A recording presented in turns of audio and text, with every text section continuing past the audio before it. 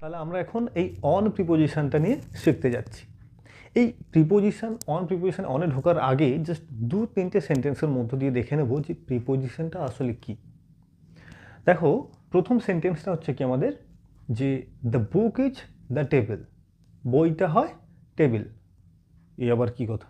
বই আবার টেবিল হতে পারে নাকি কখনো? পরেরটা দেখো, the man is the tree, মানে লোকটা হচ্ছে গাছ। উদ্ভট লাগছে না একটা কেমন? এই জায়গাগুলোতে যদি আমি কোনো না কোনো একটা শব্দ বসাই, যেটা হতে পারে যে the book is on the table, বসাতে পারি। The man is under the tree, বসাতেই পারি তো, তাই না? লোকটা কোথায় আছে? না গাছের তলায় আছে। আর বইটা কোথায়? না টেবিলের ওপরে। এই যে দুটো শব্দ আমরা নিয়ে এলাম, অন বলো আন্ডার বলো, এইগুলো আসলে করলো কি, এই যে টেবিলটা, প্রথমে কি দেখছিলাম যে বইটা হচ্ছে টেবিল, আদপে এমনটা হতেই পারে না। তো দেখালো কি আসলে এই বই, এই যে নাউনটা, এটার সঙ্গে এই যে টেবিল, এর সম্পর্কটা কি, অ্যাকচুয়ালি কে কোথায় আছে বুঝিয়ে দিল কে? এই অন। হয়েছে। একইভাবে এটাও লোকের সঙ্গে, এই দ্য ম্যানের সঙ্গে দ্য ট্রিটা কি না, কে কোথায় আছে বুঝিয়ে দিচ্ছে আমাদের এই আন্ডার। হয়েছে। তাহলে দেখা গেল কি, এই যে শব্দগুলো, যেগুলোকে আমরা অ্যাকচুয়ালি প্রিপোজিশন বলছি, এর কাজ কি না কোনো একটা নাউনের আগে বসে ওই সেন্টেন্সের অন্য নাউনের সঙ্গে একটা সম্পর্ক তৈরি করবে। হয়েছে। সেইগুলোকে প্রিপোজিশন বলবো, মানে প্রিপজিশন, পূর্বে অবস্থান। এই হচ্ছে প্রিপোজিশন। আজকে আমরা এই প্রিপোজিশনের মধ্যে অনের ব্যবহার নিয়ে আলোচনা করব। দেখো, অন মানে আমরা কম বেশি জানি কি, ওপরে বোঝায়। এবার এছাড়াও কত রকমের হয় এবং কতভাবে ব্যবহার করা হয়, কত ডিটেলসে এবং বেশি ব্যবহার করে কোনগুলো, সেইগুলো নিয়েই আজকে আলোচনা করব। একদম ইফেক্টিভ হবে, শিখতে পারবে এবং নিজেকে শেখাতেও পারবে। হয়েছে। দেখো অনের ব্যবহারটা কেমন হচ্ছে। প্রথমে দেখব কি, যে অন মানে বুঝি কি, যে অন মানে হচ্ছে ওপরে বোঝায়, মানে কোনো কিছু একটা কোনো কিছুর ওপরে আছে। যেমন প্রথমে আমরা দেখছিলাম যে বইটা টেবিলের ওপরে আছে, বা বললাম যে তুমি এখন চেয়ারের উপর বসে আছো বা চেয়ারে বসে আছো, তাহলে চেয়ারের ওপরে তুমি বসে আছো। On the chair, you are sitting on the chair. হয়েছে। তাই বললাম যে ধরো জলের বোতলটা টেবিলের ওপর আছে, তাহলে কি বলবো? দ্য বোতল ইজ অন দ্য টেবিল। চাবিগুলো আমি ডেস্কের উপর রেখেছিলাম। I kept the keys on the desk. মানে এখানে হয় কি, ওপরে আছে মানে অনেকটা উপরে নয়, ছুঁয়ে আছে বা স্পর্শ করে আছে, কোনো কিছু কোনো কিছুর উপরে স্পর্শ করে আছে। এই যে আমি মার্কারটা ধরো আমার হাতের উপরে রাখলাম, তাহলে কি বলবো? আই এম কিপিং বা I kept the marker on my palm. PALM, পাম হয় হাতের তালু। তো আমি আমার হাতের তালুর উপরে এই মার্কারটা রাখলাম। তাহলে এই যে ছুঁয়ে আছে, এরকম ক্ষেত্রে বোঝাতে কি করব? অন করব। ধরা যাচ্ছে? তাহলে কি বলবো, একটা উদাহরণ দিই। ধরো বললাম যে I kept the marker on my palm, PAL। বোঝা যাচ্ছে অন? এরকম ইজি এক্সাম্পল আছে, সবাই ব্যবহার করবে তোমরা। যেমন ধরো আমরা বেঞ্চে বসেছিলাম, we were sitting on the bench, এরকম হবে। এবার আসি পরেরটাতে, কি তারিখ এবং বারের আগে ব্যবহার করা হয়।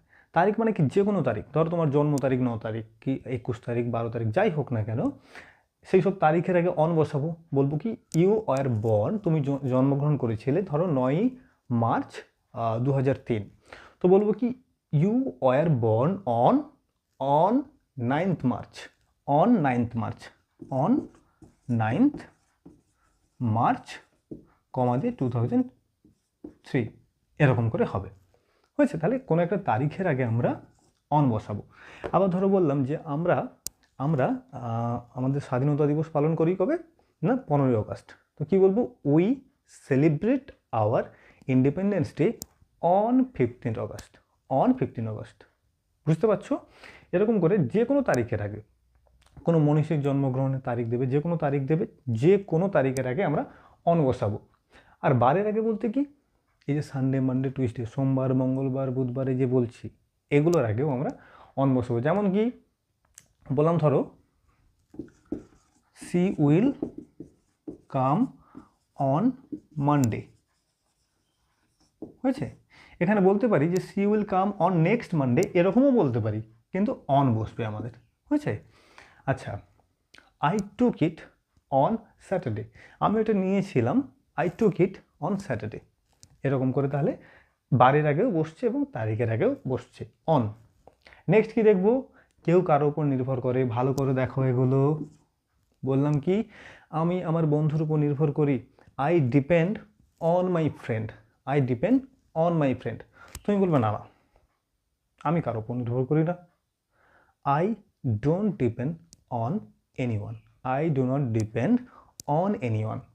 এইটা আমরা আমার ফ্যামিলির উপর নির্ভর করি, আমরা আমাদের ফ্যামিলির উপর নির্ভর করি। কি বলবো, we depend on our family, we depend on our family. আর আমাদের ফ্যামিলি আমাদের উপর নির্ভর করে, তাহলে our family depends on our self. হয়েছে? তাহলে কেউ কারো উপর নির্ভর করে, অন বসছে, বুঝতে পারছো? আচ্ছা, এবারে বলছি কি কোনো বিষয়ের উপর কিছু করা বা লেখা। যেমন তোমাকে ধরো স্কুলে বললো যে গ্লোবাল ওয়ার্মিংয়ের ওপর একটা প্যারাগ্রাফ লিখে আসো, তাহলে কী হবে যে my school teacher said me two write a paragraph on global warming, on global warming. আবার বলছে কোনো কিছু করা, ধরো তুমি কি কিছু একটা রিসার্চ করছো কোনো কিছুর উপর, যে পপুলেশনের উপর কিছু রিসার্চ করছো, তাহলে I am doing research on population, হচ্ছে অন পপুলেশন গ্রোথ, যে কোনো বিষয়। তাহলে কি বলবো যে কোনো বিষয়ের উপর কিছু করছি, লিখছি।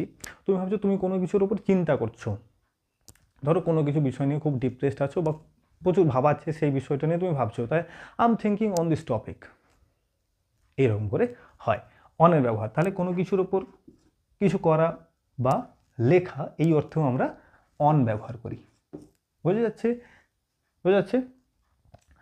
ফ্লোরে আছে এমন বোঝাতে, ফ্লোর বলতে কি, এই যে আমরা বলি না 2তলা 3তলাতে আছে, ধরো বললাম যে এই স্যার কোথায়, লাইব্রেরি রুমটা কোথায় আছে, না 3তলাতে আছে, তাহলে the library room is on the second floor কি থার্ড ফ্লোর, অন বসবে। তাহলে ফ্লোরের আগে কি বসাবো, অন দ্য থার্ড ফ্লোর বা সেকেন্ড ফ্লোর, তুমি যাই বসাও না কেন, এরকম করে হবে অন, অন বসবে। আর একটা যেটা এখানে দেওয়া নেই কিন্তু আমরা প্রচুর ব্যবহার করি, সেটা কি বলতো, টাইমের আগে অন বসে। এটা নিয়ে একটা আলাদা ক্লাস করব, যে টাইমের আগে অন, অ্যাট, বাই এরকম কোথায় কি বসে করব। এখানে জাস্ট একটু দেখে নাও, অন টাইমের আগে কোথায় বসে, যখন আমরা ধরো সময় দেওয়া আছে কি যে আমাকে 4টাতে পৌঁছাতে হবে, বিকেল 4টাতে আমাকে কোথাও পৌঁছাতে হবে, তাহলে কি বলবো, ধরো তুমি সেখানে একদম 4টাতেই পৌঁছাবে, মানে পাংচুয়াল ওই টাইমেই পৌঁছাবে, তাহলে কি বলবো, I will reach there on time, মানে একদম তুমি ওই সময়ই পৌঁছাবে। এই সেন্সে আমরা কি করি, অন টাইম বোঝাই। হ্যাঁ, অন টাইম মানে যে টাইমটা দেওয়া আছে তুমি ঠিক সেই টাইমেই পৌঁছাবে, অন টাইম বোঝাবো। হয়েছে? তাহলে একটু এক ঝলক দেখে নাও যে আমরা অন কোথায় ব্যবহার করি। নাম্বার 1 কি, যে ওপরে আছে এবং ছুঁয়ে আছে কোনো কিছু, ওপরে কিছু ছুঁয়ে আছে এমন সেন্সে আমরা অন ব্যবহার করি। সেকেন্ডলি কি, মনে রাখবে এগুলো, যখন কোনো তারিখ লিখছি বা বলছি তার আগে এবং কোনো বারের আগেও আমরা বসাবো, অন বসাবো। টুমরো, ইয়েস্টারডে, টুডে এগুলোর আগে বসাবো না, অন টুমরো, অন ইয়েস্টারডে এরকম হয় না, কিন্তু বারের আগে হবে। হয়েছে? বারের আগে হবে। নেক্সট কি, কেউ কারো ওপর নির্ভর করে, বলবে যে উদাহরণগুলো দিলাম, যে ধরো বললাম যে তুমি ফোনের উপর নির্ভর করো তোমার পড়াশোনার কারণে বর্তমানে, তাহলে কি বলবো, you depend on your phone for studies, এরকম করে। তাহলে কেউ কারো উপর নির্ভর করে এরকমটা বোঝাচ্ছে। কোনো বিষয়ের উপর কিছু করা বা লেখা এরকম হচ্ছে, আই এম লার্নিং ইংলিশ, এরকম করছো তো, আই এম লার্নিং ইংলিশ, তাহলে কী করবো, যে I am writing A topic on something, আমি একটা টপিক লিখছি কোনো কিছুর ওপরে, তাহলে অন সামথিং, সেই অনটা এইরকম জায়গায় বসবে টপিকটার আগে। বা বললাম যে ধরো ওই যে বলেছিলাম write a paragraph on global warming, এরকম করে হবে। নেক্সট কেউ কোথাও ফ্লোরে আছে, কে কোন ফ্লোরে আছে, first floor, second floor, third floor, fourth floor, যে যেখানে আছে, তো অন দ্য ফ্লোর এরকম বোঝাবে। বোঝা যাচ্ছে? On the floor. আরেকটা বললাম কি, অন বসে টাইমের আগে, কেউ কোনো নির্দিষ্ট দেওয়া টাইমেই যদি পৌঁছায়, মানে যে সময়টা দেওয়া আছে সেই সময়েই সে পৌঁছাচ্ছে, সেই ক্ষেত্রেও আমরা অন টাইম বসাবো। বুঝেছে? এই হচ্ছে আমাদের অনের ব্যবহার।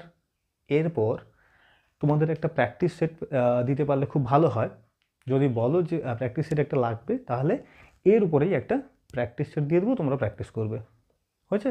তো চলো পরের ক্লাসে জাস্ট অন, ওভার, অ্যাবভ এই তিনটে নিয়ে একটা ক্লাস হবে, সেটা দেখতে থাকো। এবং এটা সম্পর্কে যদি কোনো কোয়ারি থাকে তো প্লিজ তোমরা কমেন্টে গিয়ে মেনশন করো। আর যদি চ্যানেলটা ভালো লাগছে তো প্লিজ সাবস্ক্রাইবও করে দিও। হয়েছে? চলো টাটা।